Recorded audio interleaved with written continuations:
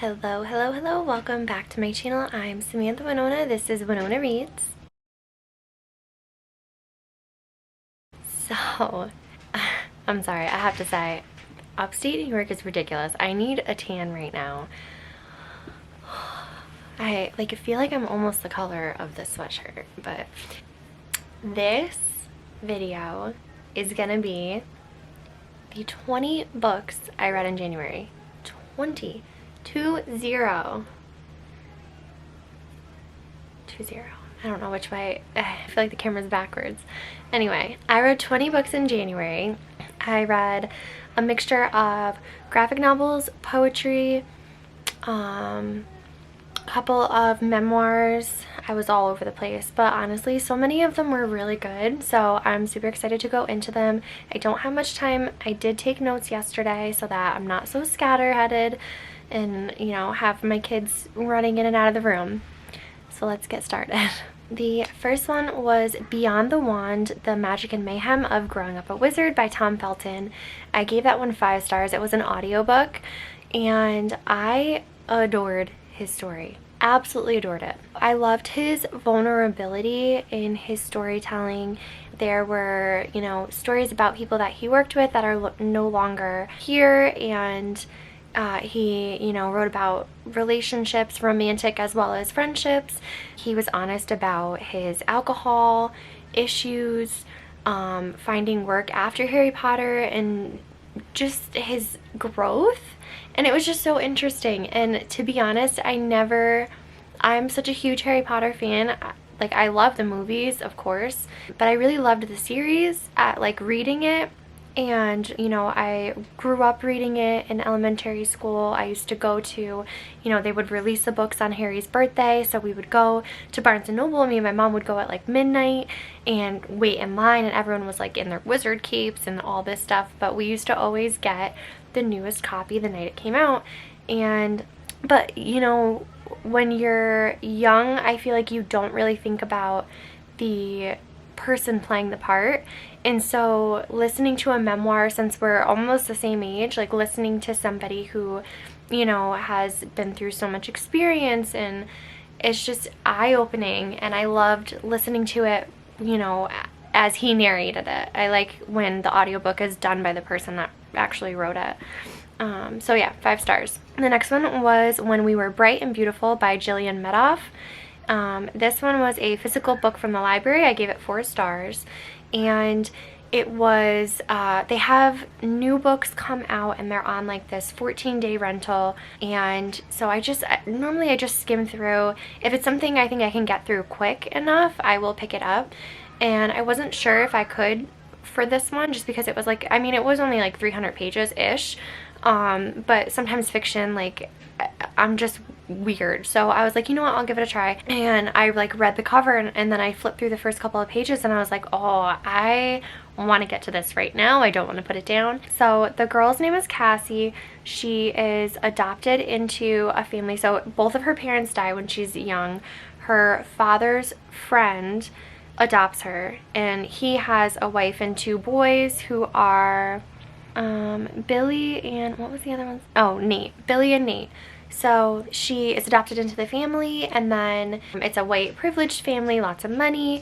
They get to go to any school that they want, and so they are figuring out their lives. And then the youngest brother gets arrested and in trouble for he's accused of rape, and so trigger warnings for that.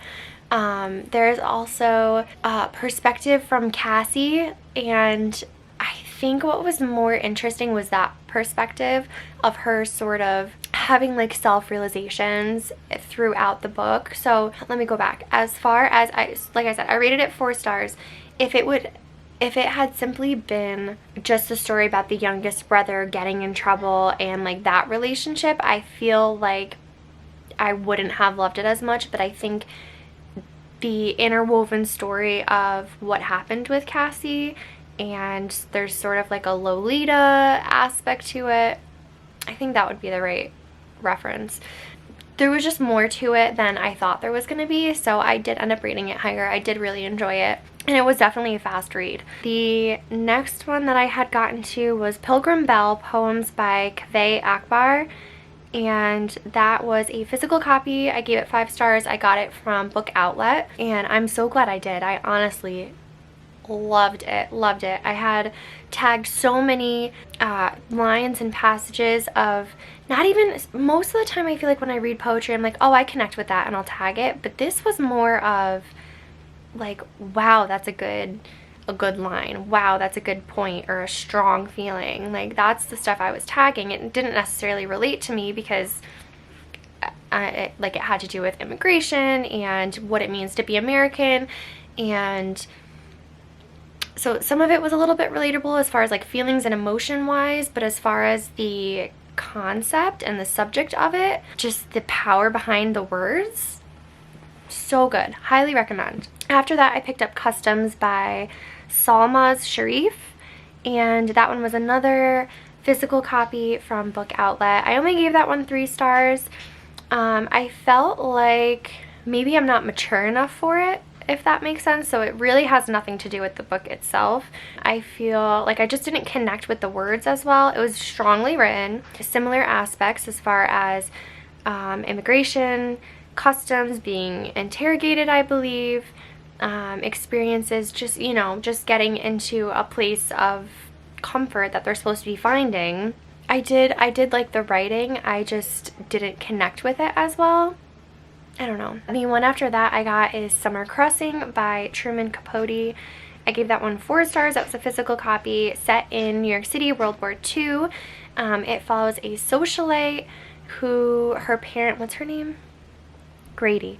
Grady's parents, I think she has a sister. Her parents and her sister leave for the summer because that was like a thing back then. It's probably still a thing now. The city gets too hot during the summer with all the buildings. There's no, you know, oceans or waves, so it never cools down. So they got out of the city. Grady stayed. She ended up having a relationship with a parking attendant. I think he was like a veteran too, but they had carried on a relationship, and at times it was a little bit confusing, their relationship, but the way that it ended I felt was interesting. And yeah, so it wasn't one of my favorites of Truman Capote's, but I do love his writing style, and so I did rate it 4 stars. I do recommend it. Definitely just, I don't know, I feel like there was almost like ambiguity behind it, but like, should it be there? Yeah, I don't know. And then the one after that was Thoughts Suspended. I always order myself a copy of my own poetry collection after I publish it, and then when it comes in I do sit down and read it. I will leave the link down below if you are interested. It is on Amazon, and I believe they're both on Kindle Unlimited now. I think I enrolled both of them, so the Kindle copies are currently free at the moment. My collection is about motherhood, womanhood. There is stuff about grief, stuff about trigger warnings for a little bit of self-inflicted injury, I don't know what you call it, self-harm, and eating disorders. But it is real and vulnerable, and I'm proud of it, so go read it. The next one that I picked up was You Got Anything Stronger by Gabrielle Union. This is her second memoir. I gave this one 4 stars. Physical copy from the library, again, 14-day, and I think I powered through in like a day and a half. It was so good. So this one discusses a little more in depth. I read her other one a while back, like years ago, before the kids were born, and so I don't remember. I know it, like some of the things she touched on back then, but I would say this is definitely like the next step, a little bit deeper into her relationships. She does discuss Dwade's family more. Dwayne's family? Dwade? Yep. I watch sports. But it discusses her husband's family more because she does have stepchildren. It discusses her surrogacy after the infertility, which is why I connected with her first one so well, because we were kind of struggling at the same time with infertility, even though she is much older than I am. And she discusses in this one a lot, which I respected, was her relationship with her parents more, and a little bit more insight to her family. But yeah, it was just, I think, a little bit deeper, and I liked it. I think she's a very strong person, and I really like her writing style, and I think she's really relatable. I think the way that she talks about stuff, it's not like she's trying too hard to be relatable. I think she's just being honest, and it comes across that way. The next one that I read was another memoir, Spare by Prince Harry. I actually have that on my shelf downstairs, so I don't have it to hold. This one I also loved. I tagged so many pages. Like, you should see the side. It's just sticky notes. But yeah, I feel like there's very controversial, his marriage to Meghan and everything that's happened since, you know, leaving the royal family and the duties and all of this stuff. Honestly, I think everybody should read his book. I think a lot of people are like, oh, poor him, like, he chose to leave, why is he, blah, blah, blah. If you read his words, I'd be interested to listen to it as an audiobook as well.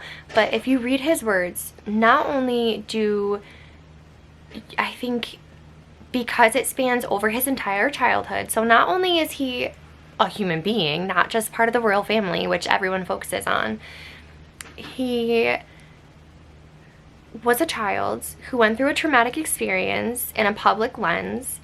He was never given help on learning how to grieve properly, and then tries to continue growing up, not grieving that loss, tries to figure out his...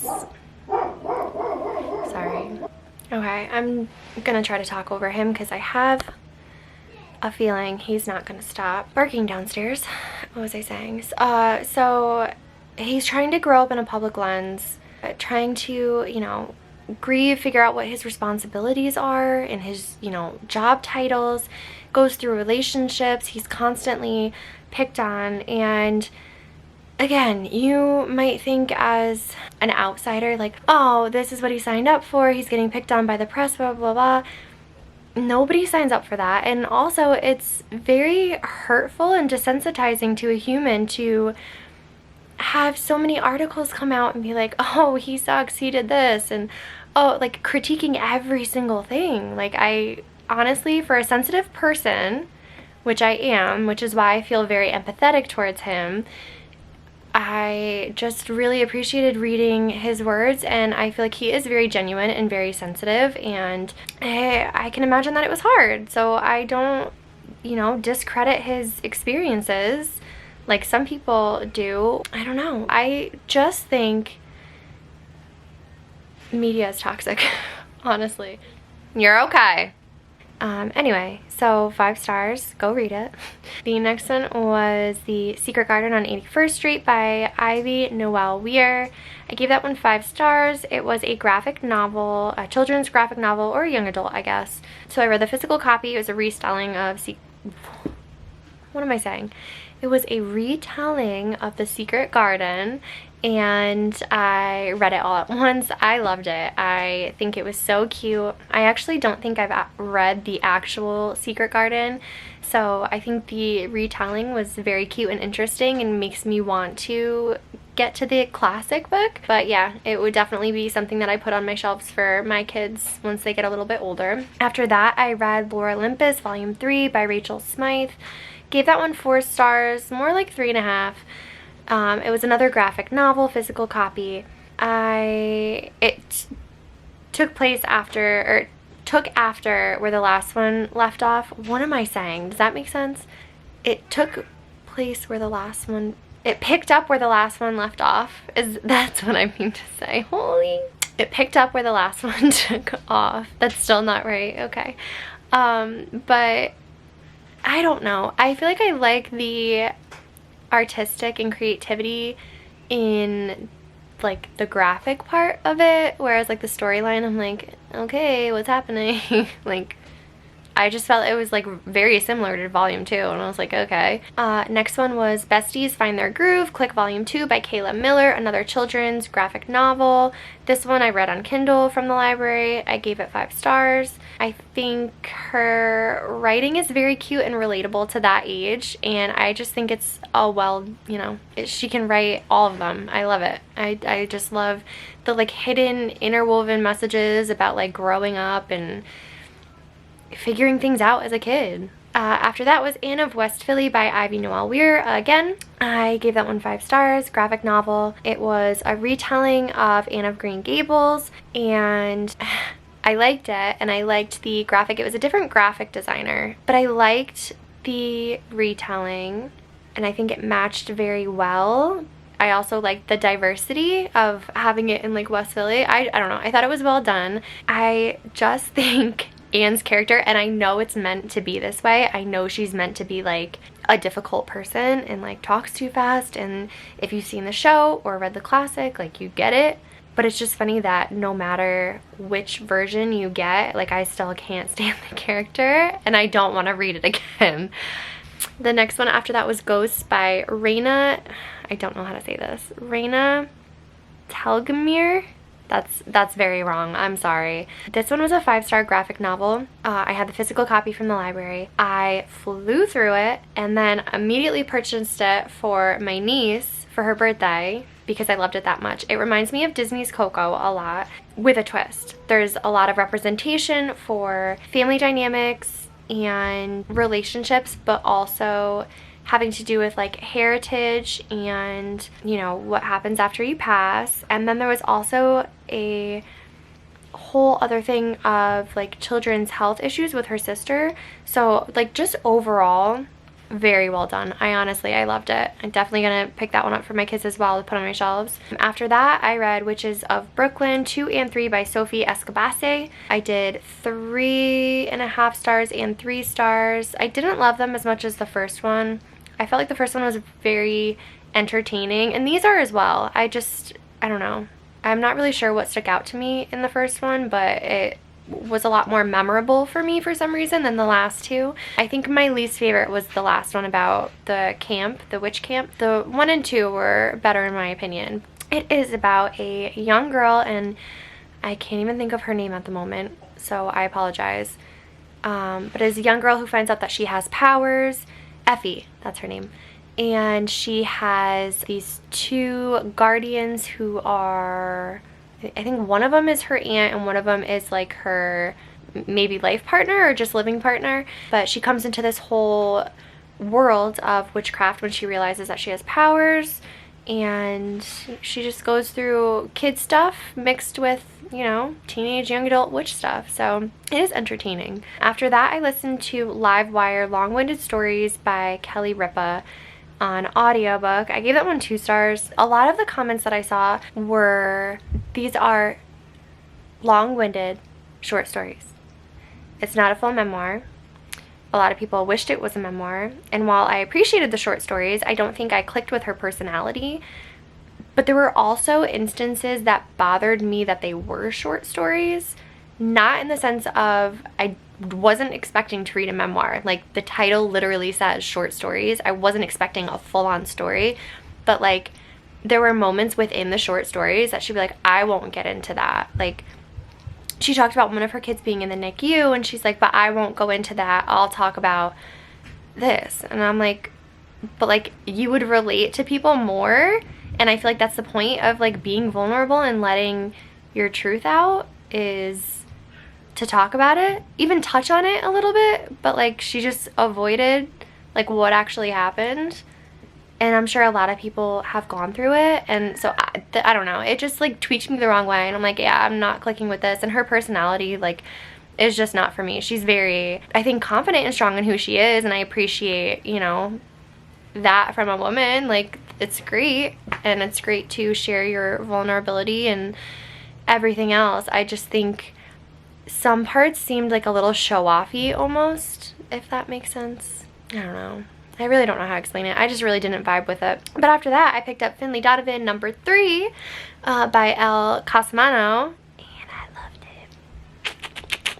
I got a physical copy from Goodreads because I won the giveaway and I was super excited, and I started it that night, and then I finished it over the weekend when we were in Lake Placid, and I loved it. If you don't know, Finley Donovan is she's an editor, or no, she's a writer who needs to get a story to her editor and it isn't being approved and she needs to rewrite it in this. But in the first one, did I say this is book number 3? I don't think I did, but this is book number 3. So in the first one, she's sitting at a meeting with her editor, and someone sitting nearby thinks that she's a hit woman. And so there's all this confusion. Stuff actually happens. People die. There's, you know, it's a little bit of rom-com. It's a little bit of mystery, thriller, sarcasm. There's a lot to it. And there was a lot going on in this one. More so than any of the other ones, I think. But I enjoyed it. I feel like it was slow for me to start only because I'd never reread the first 2, and sometimes my brain just doesn't function like that. Like I can't just pick up after not, like, what am I trying to say? If I don't immediately read a series and there's a gap, then I don't remember all the details. So I feel like I was trying to remember and my wheels were just way too slow, like turning. Yeah, I loved all of it. I think there was a little bit less humor this time, or maybe I just didn't pick up on it. Maybe the humor changed. I think it was more like the thriller aspect of it, so I still liked it and I still devoured it. So, and I also liked that there was a little bit more focus on like Vero, her nanny and like live-in partner. I don't know, I just thought it was all good. After that, I read November 9 by Colleen Hoover. 3 stars. I listened to it as an audiobook from the library. I wrote it was an interesting concept, but I, for some reason, just didn't love it. There were a lot of points, sorry, I'm like trying to read my notes. There were, you know what I should have done is zoomed in or like made the font larger so I'm not like showing you guys that I'm actually 30 and 31, ew. There's a girl named Fallon. She goes through a traumatic experience as a kid. She is in a fire, not even as a kid, I think she's a teenager, and she burns some of her body. She has scars. She goes to lunch with her dad where she meets this kid, Ben, who pretends to be her boyfriend and is like kind of rude to her dad the same way that she is because he's kind of being mean to her. This weird, I don't know. The whole thing was strange. I did like the twist. I wasn't expecting, yeah, I really wasn't expecting, I didn't see that part coming as far as his involvement with stuff. But yeah, I don't know. I don't like the way, I feel like the conversation from the male character, I know it's not meant to be realistic, but like it was also very cringy, and I just don't do cringe well. Like some of the stuff, like you deserve to be laughed at, like no. I get some of like, okay, let me go back. When he says you deserve to be laughed at, most people don't put themselves out there to be laughed at, saying like you should be confident in who you are and there may not be people that like you, but that'll happen, keep being you. That was his intention, and I know that, but like the actual dialogue didn't say that. And so reading it, I'm like, ew, or listening to it, I'm like, okay, ugh. So yeah, 3 stars for that one. After that was House on the Water by Margot Hunt. That one was 2.5 stars, audiobook. I liked it. I thought it was super fast, easy listen, entertaining, but super predictable. And like if it was an actual, it's one of those like Audible novella type of things, so in that sense it was worth it. But if it was like an actual novella, I would not pick that up or recommend, honestly. And then after that, my 20th book was Maybe Someday by Colleen Hoover. This one was 3.5 to 4 stars. It was another audiobook. It's about Sydney and Hunter. Hunter lives across the way at the apartment. He's a deaf guitarist who is playing music, and then he sees that Sydney's out on the balcony and her lips are moving, and he's like, how do you know the lyrics when I haven't like done any of them yet? And he like, you know, holds up a sign like text me and has his number or whatever. So super cheesy. It honestly was one of her better books, I think. I did like the musical element to it. There's representation on a lot of ends with a deaf character. His girlfriend has an illness. The thing that I really disliked, and is why I rated it a little bit lower, was how like cheesy the naive complex between the characters. They're like, you know, Hunter tells Sydney that he saw her boyfriend and roomie hooking up, so then she leaves and she's homeless. She could go back to her parents, but she decides to move in with a random stranger, moves in with him even though he has a girlfriend and another roommate. And then the whole time their connection is growing, and they know it's growing, and they're like, oh, what do we do about our connection? You have a girlfriend and I don't want to be like my, you know, ex that I just dumped. I don't want to be like that. And their relationship continues, and they're like, oh, well, I know you have feelings for me and I have feelings for you, but we won't act on it. We'll just talk about it. And they text back and forth about how they, you know, like each other. Like, no, you're still wrong. Like, you're still wrong. Even though you haven't acted on it, like, you're still talking about it. And then the girlfriend sees the messages, and I don't know. It was... Am I gonna listen to Colleen Hoover? Yeah, I'll listen to her audiobooks. Do they make sense, and do I think they're actually good? It's debatable a little bit, but I don't know. It was worth an audiobook, I thought. So those were my 20 books. I hope that was quicker than I feel, because I feel like I've been talking forever. I need to go downstairs and check on my kids. So next up is going to be my book haul. I have collected a bunch of books and I just need to get them together. I'll probably do that tomorrow because I'm running out of daylight here, even though the days are getting longer in upstate New York. I will see you soon. Keep reading. Let me know in the comments what you have picked up as far as February TBR and what your favorite of January was. Okay, so my favorite one was Pilgrim Bell.